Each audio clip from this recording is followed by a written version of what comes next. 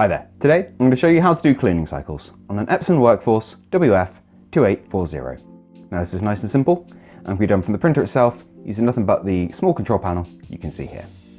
Now from the home screen of the printer we can use the right arrow here to take us along to maintenance.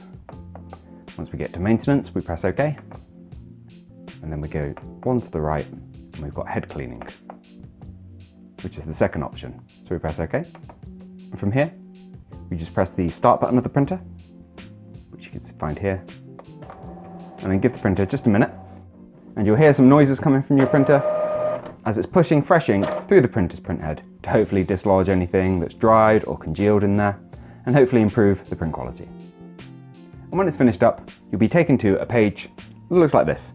You've got the option to either finish up and be returned to the menu, or you have a nozzle check, which is like a test page. And I'd recommend doing this so you can check the results of your clean, make sure whatever print quality issue you're having has been resolved, and hopefully continue printing. Now you can carry on doing cleans and test pages in this manner until you're happy with the quality of your prints, but hopefully that quick clean has already resolved it. If this video has been useful for you, please do let me know with a like. If there's anything else you'd like to know, drop it down in a comment.